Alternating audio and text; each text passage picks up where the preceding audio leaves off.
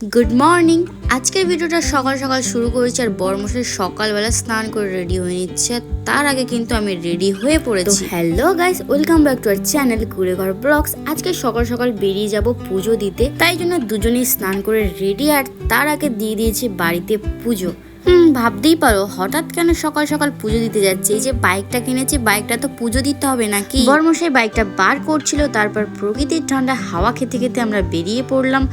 সকালবেলার আবহাওয়াটা যা সুন্দর, শান্ত, আর রাস্তায় ছিল না কোনো ভিড়। কিন্তু বর্ষাকালে শান্তিতে পুজো দিতে যাবো তা তো হতেই পারে না, কারণ রাস্তায় এসে গেছিল বৃষ্টি। এই যে ফোঁটা ফোঁটা বৃষ্টি পড়েছে আর বরমশাইয়ের হেলমেটও দেখো দেখা যাচ্ছে, তাই একটু দাঁড়িয়ে যেতে হলো। তারপর বৃষ্টি থামার পর আমরা বেরিয়ে পড়েছিলাম মন্দিরের উদ্দেশ্যে। আর মন্দিরে আমরা চলে এসেছি। এসে প্রথম কাজ ছিল জুতো খুলে রাখা, তারপর পুজোর জন্য প্রসাদ নেওয়ার ছিল। আর একমাত্রই একটাই দোকান ছিল খোলা, তো এখান থেকে বরমশাই প্যারা নিচ্ছিল। আমাকেও জিজ্ঞাসা করে নিল কতটা কি নেবে। আমি বললাম যা ভালো লাগে নিয়ে নাও। শুধু তো প্যারা নিলেই হবে না, যেহেতু আমাদের গাড়ি পুজো হবে তাই অনেক কিছুই দিয়েছিল একটা ঝুড়ির মধ্যে করে। ঝুড়িটা নিয়ে চলে এলাম মন্দিরের ভিতরে আর এসে বসে পড়লাম মায়ের পুজো দেওয়ার জন্য।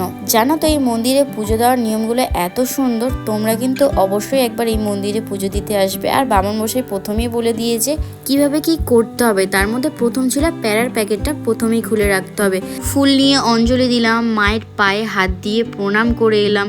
আলাদাই একটা শান্তি ছিল। মন্দির থেকে বেরিয়ে প্রসাদও দিচ্ছিল, চরণামৃত, বাতাসা, সেগুলো গ্রহণ করে আসার সময় দেখছিলাম কত জামা মেলা। এখানে মানে সব বামন ঠাকুরেরই জামা মেলা। গাড়ি পুজো দেওয়া শুরু হয়ে গেছে আর ব্রাহ্মণ মশাই প্রথমেই স্বস্তিক চিহ্নটা আঁকা শুরু করে দিয়েছে। এই চিহ্নটা আঁকার কিন্তু অনেক নিয়ম আছে, আমি তো জানি না, তোমরা কেউ জানলে কমেন্টে জানিও। গাড়ির মাথাতেও একটা সিঁদুরের ফোঁটা দিয়ে দিল। এই যে বামন মশাইয়ের হাতে যে উড়নিটা দেখছো, এটা কিন্তু মায়ের পায়ে ঠেকানো উড়নি। গাড়ির হ্যান্ডেলে বেঁধে দিয়েছে যেন গাড়ির কোনো ক্ষতি না আসে। মা আমাদের সাথে সবসময় যেন থাকে। আর এখানে মন্ত্র পড়ে পুজো শুরু করে দিয়েছে। আর একটা ভালো জিনিস জানো তো, এই যে আমরা গাড়ি পুজো দিলাম এর জন্য আলাদা করে কোনো দক্ষিণা দিতে হয় না। তোমার যা ভালো লাগে তাই দিতে পারো, ওনাদের কোনো চাওয়া পাওয়া নেই। এটা কিন্তু খুব ভালো নিয়ম। অন্যান্য বড় মন্দিরগুলো যেমন বলে 100 টাকা দিতে হবে, 500 টাকা দিতে হবে, 1000 টাকা দিতে হবে, এখানে সেটা নয়। তোমার মনে যা ভালো লাগে তুমি তাই দিতে পারো।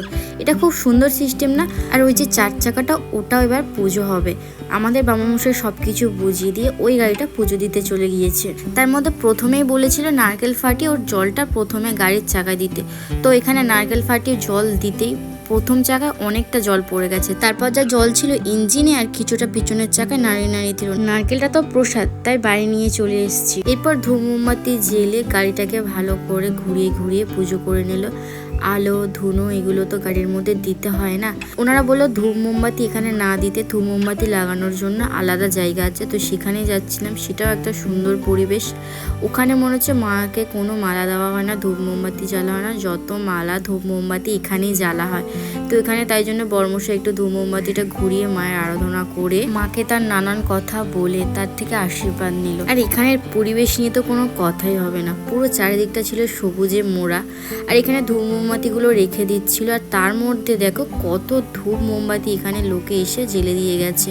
সবে সকাল, তার মধ্যে এত, মানে ভাবো কত লোক এখানে পুজো দিতে আসে। তারপর প্রণামী বক্সে প্রণামী দিয়ে একটা মালা নিয়ে এলো, বড় জবার মালা। অ্যাকচুয়ালি এখানে এত শান্তভাবে সব কিছু হয়। আর বামন মশাইদের তো কোনো চাওয়া পাওয়া নেই, আর দোকানদারদেরও নেই যে এটা নাও ওটা নাও, তো তোমার ইচ্ছা মতো। তাই আমরা মালা নিতেই ভুলে গেছিলাম। লাস্টে একটা মালা নিয়ে এসে গাড়িতে সাজিয়ে দিলাম। খুব সুন্দর লাগছে না গাড়িটাকে? হ্যাঁ, এই গাড়িটা এখন আমাদের জন্য অনেক দামি। এরপর আমাদের সব কাজ শেষ, তাই আমরা যাব বাড়ির দিকে। তার জন্য নিয়ে নিয়েছিলাম জুতো। হ্যাঁ, হাতে একটা কুপন দিয়েছিলাম, সেই কুপনটা দাদুটাকে দিলাম। দাদুটা খুঁজে খুঁজে দিল। দাদুর বয়স হয়েছে তো নাকি, ব্যাগটা দিতে প্রথমে আমি ওখান থেকেই বার করছিলাম, তারপর দাদুটা বললো ঢেলে নিতে। তারপর আমি জুতোটা ঢেলে নিয়ে প্রথমে পড়তে যাচ্ছিলাম। তারপর আমি ঘাবড়ে যাচ্ছিলাম কি ব্যাগটা রাখবো না জুতোটা পরবো। তারপর ব্যাগটা রেখে জুতোটা পরে নিলাম। মন্দিরের পাশেই একটা ভালো খাবারের দোকান ছিল। আর বসার জায়গাটা দেখছো দারুণ। এখানে বসে থাকবো আর পাশে পুকুর, সুইমিং পুল। মধ্যবিত্ত পরিবারের এটাই হলো সুইমিং পুল। এখানে একটা আলাদাই মজার। এখানে সব রকমের নিরামিষ খাবার পাওয়া যায়, হয়তো দুপুরে ভাতও পাওয়া যায়। আর আমি ওখানে বসে পড়েছিলাম একা, আমার ঠিক ভালো লাগছিল না, তাই চলে এলাম বর্মশাইয়ের পাশে। আর আমরা পরে নিয়েছিলাম কপালের টিপ। আমি বর্মশাইকে বলছিলাম আমাদের দুজনকে কেমন লাগছে। বর্মশাই তো বললো ভালো লাগছে না, তোমরা বলো তো কেমন লাগছে। আর আমরা যেহেতু সকালে খাবার খাচ্ছি তাই জন্য আমরা অর্ডার দিয়েছিলাম লুচি। এখানে গরম গরম ফুলকো ফুলকো লুচি দিচ্ছিলো, একদম তেল থেকে তুলে নিয়ে আসা। দেখো কাকুটার হাতেও গরম লাগছে, এত গরম লুচিটা। এক প্লেটে 4টে কচুরি আর ছোলার ডাল ছিল। এক প্লেটের দাম কত ঠিক জানি না, বরমশাই বিল পেমেন্ট করেছে, আমি তো জাস্ট খেয়েছি। ছোলার ডালটা দেখি তো জিভে জল চলে আসছে, আমার প্লেটেও দিয়ে দিয়েছে, আমি তো একদম শুরু করে দিয়েছি খেতে, তার আগে বরমশাই খেয়ে নিয়েছে। এত টেস্টি ছিল, আমি সবসময় বরমশাইকে দিই, কিন্তু আমি ফার্স্ট নিজে খেয়েছি, একদম অসাধারণ সত্যি বলছি। আর আমরা কিন্তু কোনো ফুড ব্লগার নয়, তবে খাবারটা সত্যি অসাধারণ ছিল। আর এখানে কিন্তু গরম গরম জিলাপিও ভাজে, জিলাপিটা এত মচমচে ছিল না কি বলবো। এক পিসের দাম 5 টাকা, কিন্তু খেলে মন ভরে যাবে। খাওয়া শেষ হতে না হতেই চলে এসেছিল বৃষ্টি, আর বৃষ্টির ভিউ নিতে নিতে এখানে খাওয়ার মজাটাই আলাদা।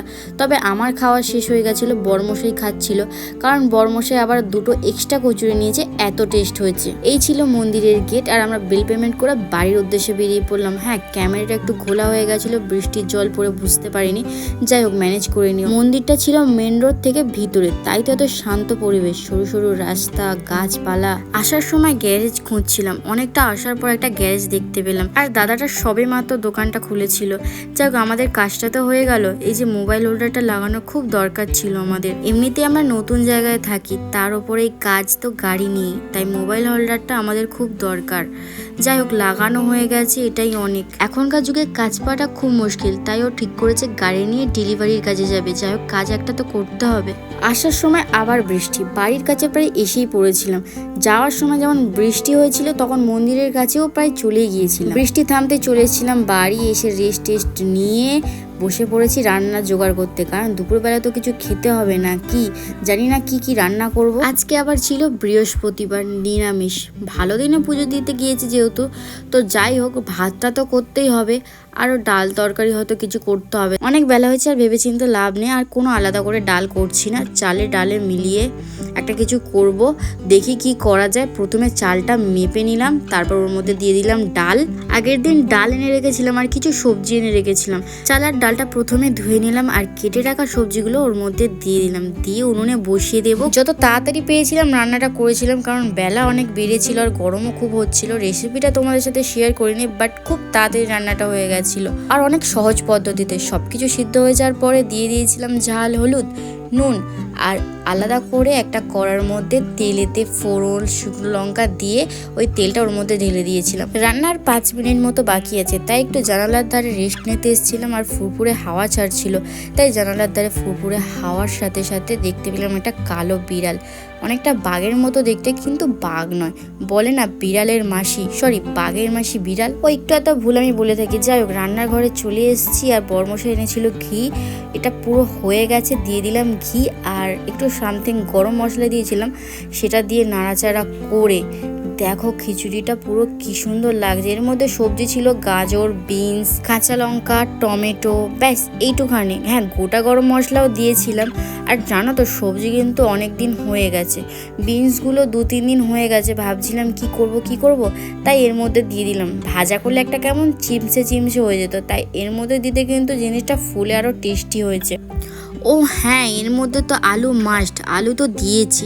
যাই হোক, এখানে বসে পড়েছি খেতে, দেখতে তো টেস্টি লাগছে, এবার খেয়ে বলবো কেমন হয়েছে। প্রথমে কিন্তু আমারটা বেড়ে নিয়েছি, তারপরে বরমশাইকে দিয়েছি, কারণ আমার আর তর্স হয়েছিল না খাওয়ার, এত সুন্দর দেখতে আর এত সুন্দর সেন্ট উঠেছিল না। তবে বৃষ্টির দিনে এরকম একটা খাবার মজাই কিন্তু আলাদা, এত লোভনীয় দেখতে। আমি তো প্রথমেই খেয়ে নিয়েছি, বরমশাইকে দিতেই ভুলে গেছিলাম। বরমশাই আমাকে চামচে করে টেস্ট করালো, তারপর নিজে খেলো, খেয়ে বললো একটু নুন কম। তারপর আমি কি করলাম, আলু দিয়ে মাখিয়ে জিনিসটাকে দিলাম, বললাম দেখো তো এটা খেয়ে কেমন। তারপর বললো না, এটা খেয়ে একটু ঠিকঠাক লাগছে। নুনটা টেনে নিয়েছিল সবজির মধ্যে, তবে ভাবিনি খিচুড়িটা এত টেস্ট হবে। সবাই বলে খিচুড়ি বানাতে অনেক খরচ, তবে এইভাবে খিচুড়ি বানাতে বেশি খরচ হয়নি, খেতে কিন্তু অসাধারণ হচ্ছে। অবশ্যই তোমরা কিন্তু চেষ্টা করো এরকম করে বানিয়ে খাওয়ার, খুব কম সময়ের মধ্যে দারুণ টেস্ট। খিচুড়ি খেয়ে দিয়ে একটু ঘুমিয়ে নিয়েছিলাম, কারণ বৃষ্টিতে ভেজার ফলে মাথাটা একটু টিপটিপ করছিল, কিন্তু ঘুম থেকে উঠে আরো বেশি যন্ত্রণা করছিল, কেন জানি না। তাই বরমশাই একটু চা বানিয়ে আনলো আমার জন্য, গরম গরম চা খাচ্ছি। বরমশাই তো চা মুড়ি খাওয়া শুরু করে দিয়েছে। আমাকে আবার বলছিল যে চার সাথে দুটো বিস্কুট খাও। আমি বললাম না না খাবো না, এবার আমরা রেডি হয়ে আছি দেখতেই পাচ্ছ, কারণ যাবো এবার গ্যাস ভরতে। এই যে বেরিয়ে পড়েছি আর নিয়ে নিয়েছি মিনি গ্যাস। গ্যাসটা কখন শেষ হয়ে যাবে জানি না রান্না করতে করতে, তাই ভরে নিয়ে এলাম। ওই যে শরীরটা খারাপ লাগছিল, তাই বরমশাই বললো তোমাকে আজ কিছু করতে হবে না, আমি রুটি করে দিচ্ছি। তাই বরমশাই রুটি করছিল। বৃষ্টি হলেও গরম কিন্তু ভালোই ছিল, তাই বরমশাই খালি গায়ে রুটি করছিল।